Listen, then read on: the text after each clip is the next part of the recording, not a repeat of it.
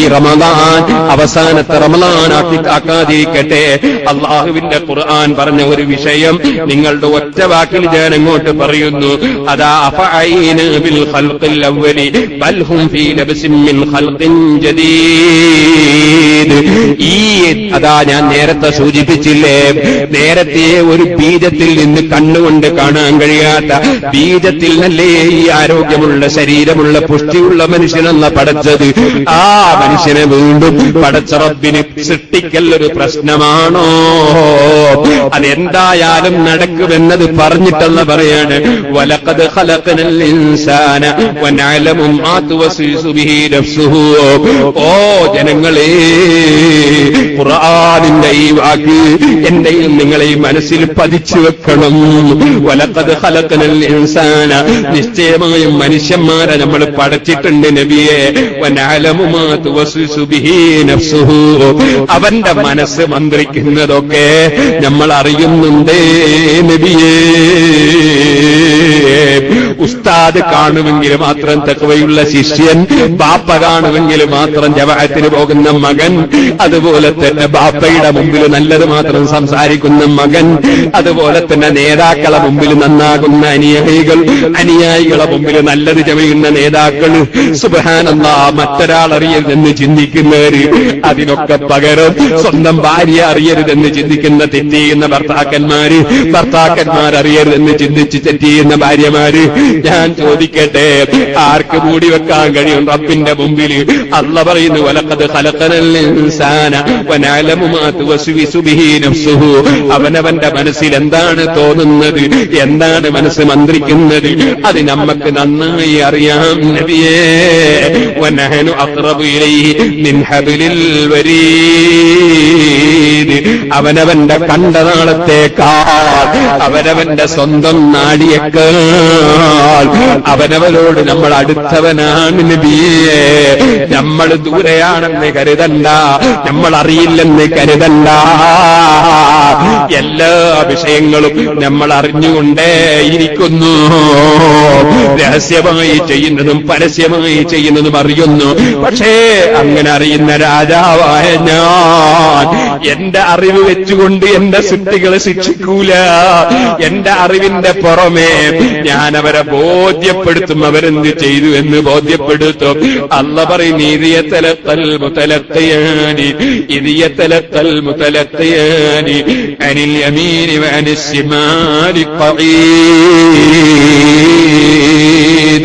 അതേ വലതുഭാഗത്തും ഇടതുഭാഗത്തും, അതാ ഇടതുഭാഗത്തും വലതുഭാഗത്തുമായി ഇരിക്കുന്നുണ്ട്. അവരവൻ ചെയ്യുന്ന കാര്യങ്ങളൊക്കെ ഏറ്റെടുത്ത് രേഖപ്പെടുത്തുന്നവരെ ഇരുത്തിയിട്ടുണ്ട്. മാ യൽഫിളു മിൻ ഖൗലിൻ ഇല്ലാ ലദൈഹി റഖീബുൻ അതീദ്. എല്ലാ കാര്യങ്ങളും സൂക്ഷിച്ച് മനസ്സിലാക്കി മുഴുവൻ വിഷയത്തിനും ഹാജരായി എല്ലാം എഴുതി വെക്കുന്ന മലക്കുകളുണ്ട്. ആ മലക്കുകളെ റിക്കാർഡുകൾ കൊണ്ടുവന്ന് നിങ്ങളെ ബോധ്യപ്പെടുത്തിയിട്ടല്ലാതെ നിങ്ങളെ ശിക്ഷിക്കൂല. ചോദിക്കട്ടെ, അതാ ജ്വല്ലറിയിൽ ക്യാമറ വെച്ചിട്ടുണ്ട്, അതേ സൂപ്പർ മാർക്കറ്റിൽ ക്യാമറ വെച്ചിട്ടുണ്ട്. ആ ക്യാമറ ഉള്ളത് കൊണ്ട് തന്നെ ഒരു മനുഷ്യരും അവിടുന്ന് കക്കാൻ ധൈര്യം വരുന്നില്ല.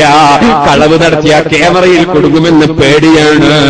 എന്നാ പറയട്ടെ, എല്ലാവരുടെയും ശരീരത്തിൽ ഇടത്തും വലത്തും ക്യാമറ വെച്ചിട്ടുണ്ട്. ആരും അറിഞ്ഞിട്ടില്ലെന്ന് തോന്നുന്ന പരിപാടികൾ എന്റെ ഭാര്യ അറിയില്ലല്ലോ, ഭർത്താവ് അറിയില്ലല്ലോ, എന്റെ മക്കൾ അറിയൂലല്ലോ, പാപ്പ അറിയൂലല്ലോ, ഉമ്മ അറിയൂലല്ലോ. അങ്ങനെയൊക്കെ ചിന്തിക്കുന്ന നമ്മൾ ചിന്തിക്കേണ്ടത്, അറിയാനും രേഖപ്പെടുത്താനും ക്യാമറയുണ്ട്. ആ ക്യാമറയിൽ പതിഞ്ഞത് മുഴുവനും നമ്മളെ ഉപ്പാപ്പമാരെ മുന്നില്, ഉമ്മാമമാരെ മുന്നില്, മക്കളെ മുന്നില്, ശിഷ്യന്മാരെ മുന്നിൽ, ഉസ്താദുമാരെ മുന്നിൽ, നേതാക്കളെ മുന്നിൽ, അനുയായികളെ മുന്നിൽ എല്ലാം കൊണ്ടുവന്ന് അതാ കൈവശത്തിൽ റിക്കാർഡ് തരുന്നൊരു സമയമുണ്ട്. ആ സമയം ഒരു വല്ലാത്ത സമയമാണ് മുഅ്മിനീങ്ങളെ. അങ്ങനെ ഈ പാവപ്പെട്ടവന്റെ റിക്കാർഡ് എന്തൊക്കെയാണ് സ്ഥിരപ്പെട്ട് കിടക്കുന്നത്, ഓരോരുത്തരുടെയും റിക്കാർഡിൽ എന്തൊക്കെയാണ് സ്ഥിരപ്പെട്ട് കിടക്കുന്നത്. കഴിഞ്ഞുപോയ ജീവിതത്തെ കുറിച്ചൊന്ന് ചിന്തിച്ചു നോക്കൂ.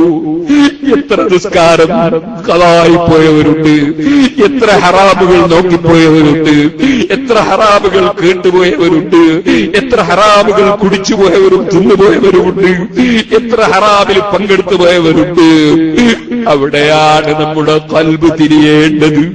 അത് മയച്ചു കളയാൻ വകുപ്പുണ്ട്, ഡിലേറ്റ് ചെയ്യാൻ വകുപ്പുണ്ട്. ആ ഡിലേറ്റ് ചെയ്യാനുള്ള വകുപ്പ് എന്താണ്? അത് നമ്മൾ അല്ലാഹുവിനോട് താണുകേട് കരഞ്ഞ് പറഞ്ഞ് ചെയ്ത തെറ്റുകൾ മാപ്പ് ചോദിച്ച് മാപ്പാക്കിച്ചാൽ യുബദ്ദിലുല്ലാഹു സയ്യാത്തിഹിം ഹസനാത്ത്, തിന്മകൾക്ക് പകരം നന്മ അല്ലാഹു തആല തരും. അതിന് റബ്ബിലേക്ക് ഖൽബ് തിരിച്ച് പൂർണ്ണമായ തൗബ നടക്കണം. അല്ലാഹു തആല റിക്കാർഡാക്കാൻ മലക്കുകളെ നിശ്ചയിച്ച വിവരവും പറഞ്ഞു. അവൻ സ്വന്തത്തിൽ മനസ്സിലുദിക്കുന്നത് വരെ അറിയുന്നുണ്ടെന്ന വിവരവും പറഞ്ഞു. അത് രണ്ടും പറഞ്ഞിട്ട് അവന്റെ പരിശുദ്ധ ഖുർആനിൽ ഉടനെ പറയുന്നു, വജാഅത് സക്റത്തുൽ മൗതി ബിൽ ഹഖ് ذلك ما كنت منه تحيد. ആഖിറത്തെ കുറിച്ച് 1000 വയത് കേട്ടിട്ടും എത്ര തന്നെ പറഞ്ഞിട്ടും മനസ്സ് കയറാത്ത നിനക്ക് മരണത്തിന്റെ വെപ്രാളം വന്നു. നീ ഇതുവരെ തെറ്റി കളിച്ചിരുന്ന വിഷയം നിനക്ക് സംഭവിച്ചു കഴിഞ്ഞു.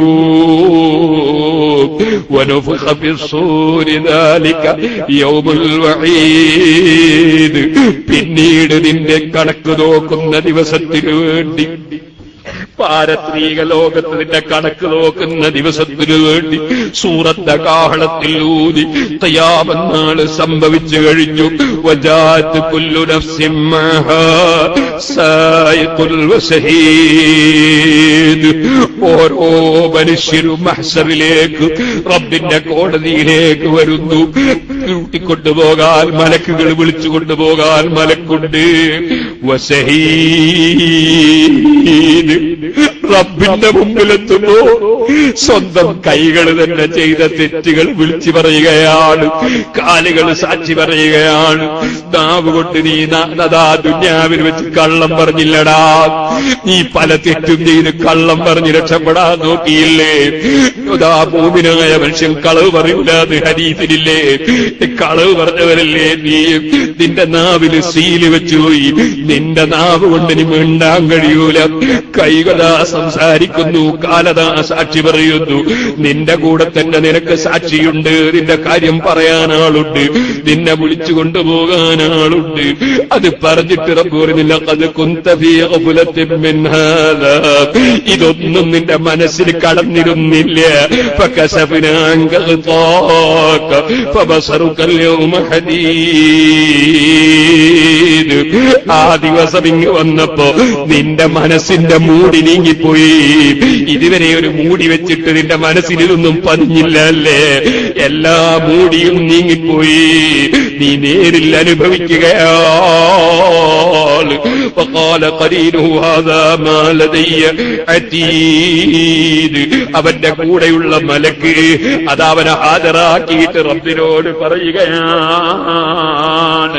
തെറ്റ് ചെയ്തിട്ട് തൗബ ചെയ്യാതെ മരിച്ചവരോട്, മലക്കിനും മരിച്ച മനുഷ്യനെ സംബന്ധിച്ച് റബ്ബിന്റെ ഓർഡറാണ്, അൽഖിയാ ഫീ ജഹന്നമ കുല്ല കഫാരിൻ അനീദ്.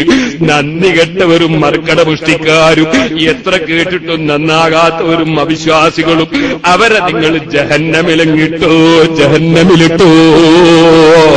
റബ്ബ് ഓർഡർ ചെയ്യുകയാണ്. അതേ പടച്ച റബ്ബ് ജഹന്നമിലിടുന്നൊരു സമയമുണ്ട്. അതിനു മുമ്പ് ജഹന്നമിൽ നിന്ന് കാവൽ ചോദിക്കണം. അതിനുള്ള ദിക്റാണ് അല്ലാഹുമ്മ അഅ്തിഖ്നാ മിനന്നാർ വഅദ്ഖിൽനൽ ജന്നത യാ റബ്ബൽ ആലമീൻ. അല്ലാഹുവേ, നീ നരകത്തിൽ ഞങ്ങൾക്ക് മോചനം തരണേ, ഞങ്ങളെ സ്വർഗത്തിൽ കടത്തണേ. ഇനിയുള്ള സമയം പരമാവധി അതിങ്ങനെ റബ്ബിനോട് മനസ്സറിഞ്ഞങ്ങ് പറഞ്ഞു. നരകത്തുനിന്ന് വിട്ടുതരാൻ പറഞ്ഞു, സ്വർഗം സാരമായി തരാൻ പറഞ്ഞു. അതുപോലെ അല്ലാഹുമ്മ ഇന്നക അഫുവ്വുൻ തുഹിബ്ബുൽ അഫ്വ ഫഅഫു അന്നി, നീ വിട്ടുവീഴ്ച ചെയ്യുന്ന രാജാവാണ്, വിട്ടുവീഴ്ച ഇഷ്ടപ്പെടുന്നവനാണ്, നീ എനിക്ക് വിട്ടുവീഴ്ച ചെയ്യണേ ധാരാളം പറഞ്ഞു. അങ്ങനെ ആഖിറം സമ്പാദിച്ചുകൊണ്ട് റമദാനിനെ സന്തോഷത്തോടെ നമ്മെ സംബന്ധിച്ചൊരു നല്ല റിപ്പോർട്ട് റബ്ബിന്റെ മുമ്പിൽ സമർപ്പിക്കുന്ന വിധം ഈ റമദാനിനെ യാത്രയാക്കാൻ റബ്ബ് നമുക്ക് തൗഫീഖ് നൽകട്ടെ.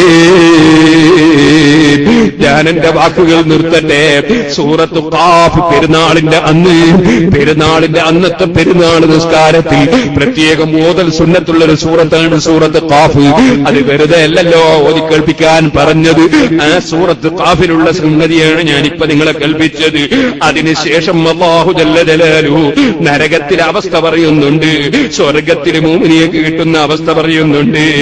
ഉസ്ലിഫത്തിൽ ജന്നത്തുൽ മുത്തഖീന ഗൈറ ബഈദ്, സ്വർഗം മുത്തഖീകൾക്ക് അടുത്ത് കിട്ടുന്ന സമയം പറയുന്നുണ്ട്.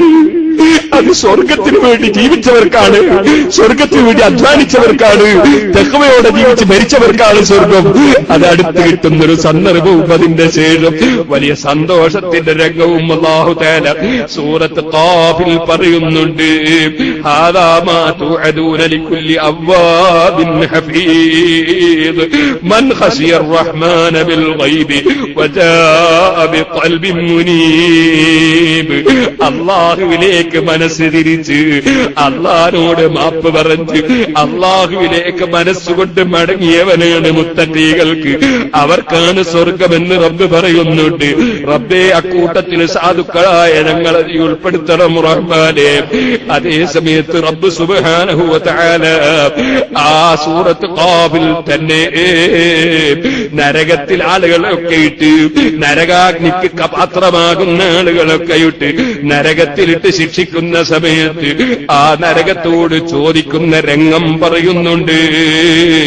നരകത്തിനോട് പടച്ച റബ്ബ് സുബ്ഹാനഹു വ തആല അലിം തലൈത്തി, നീ നിറഞ്ഞില്ലേ എന്ന് ചോദിക്കുന്ന ഒരു സന്ദർഭവും, ആ സമയത്ത് ജഹന്നമ് നിറയാതെ സ്ഥലം എവിടെയാണ് ബാക്കിയുള്ളതെന്ന് ചോദിക്കുന്ന സന്ദർഭവും പരിശുദ്ധ ഖുർആനിൽ അല്ലാഹു പറഞ്ഞിട്ടുണ്ട്.